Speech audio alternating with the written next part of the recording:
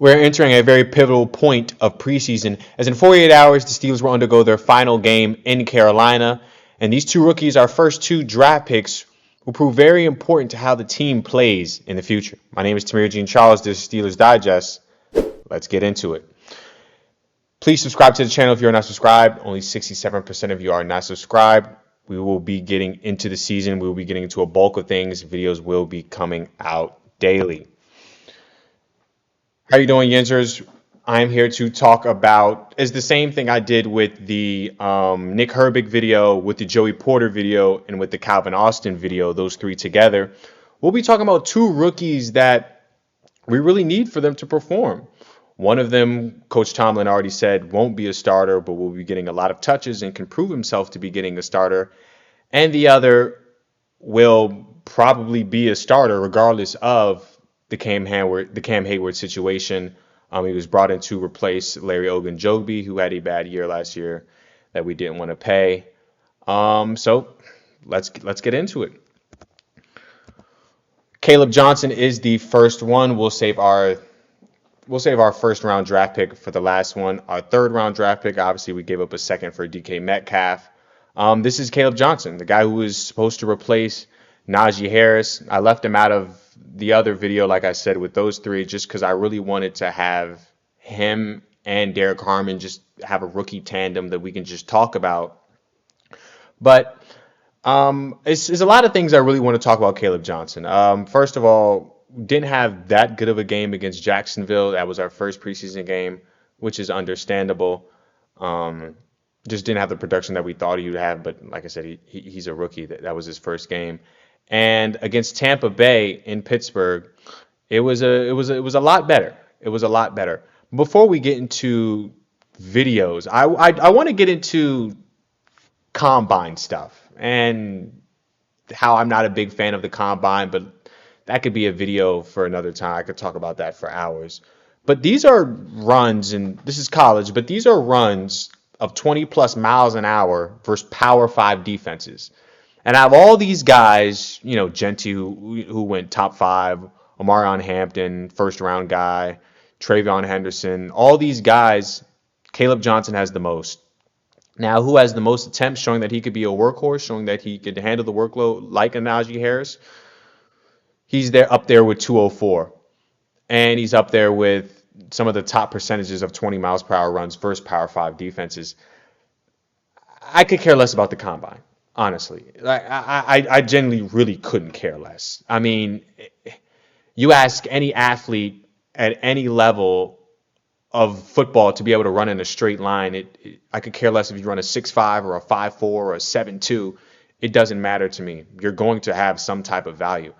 Can you move laterally? How are you able to move with contact?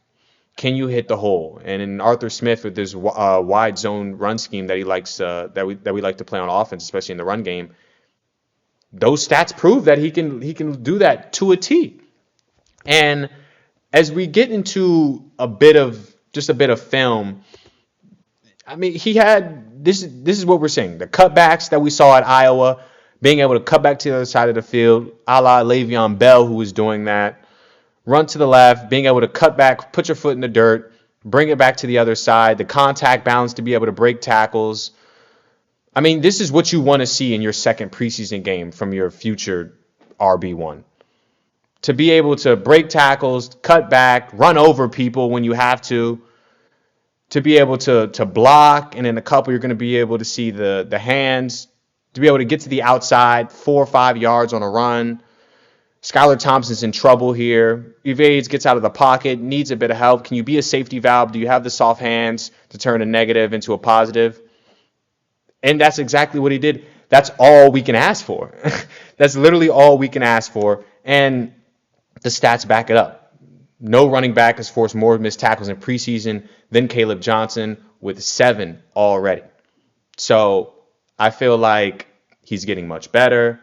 Like I said in the intro, on Thursday we'll be in Carolina to see his last preseason game against the Panthers, and we're probably going to see either more or less depending on how much Mike Tomlin. But like you said, he's not a starter, so we probably will be seeing a lot more of him.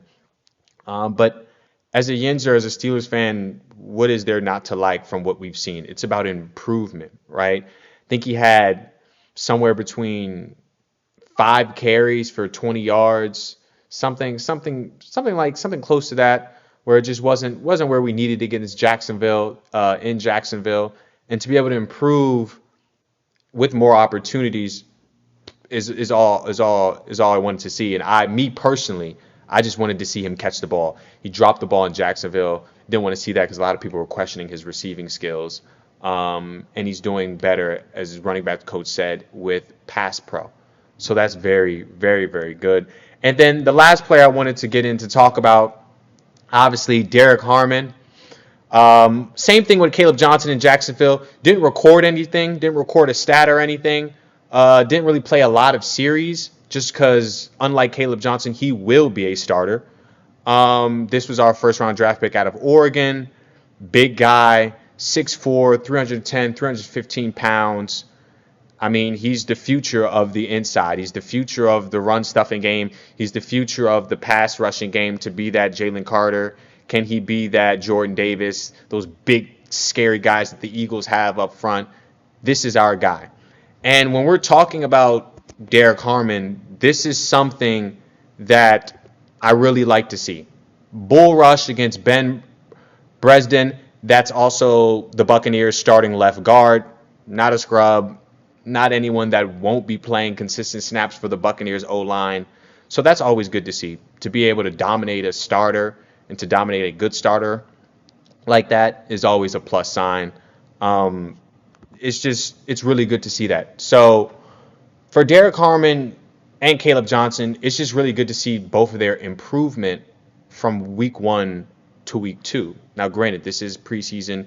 Granted, to apply a bit of context, Kaleb Johnson's most of his carries did come up against the third team for the Buccaneers, but we just want to see you be able to do something. You know, we want to see what we brought you in. Are you able to replicate what you did at Iowa? In Derrick Harmon's sense, can you replicate what you did in Oregon?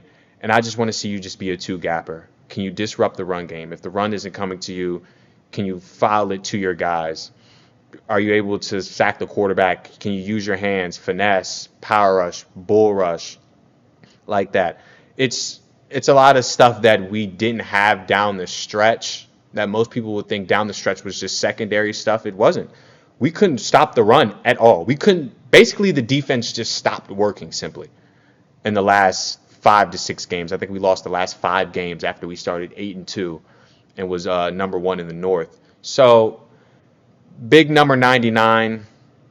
You guys know big number 99 before Brett Kiesel. You know, can he be that type of guy?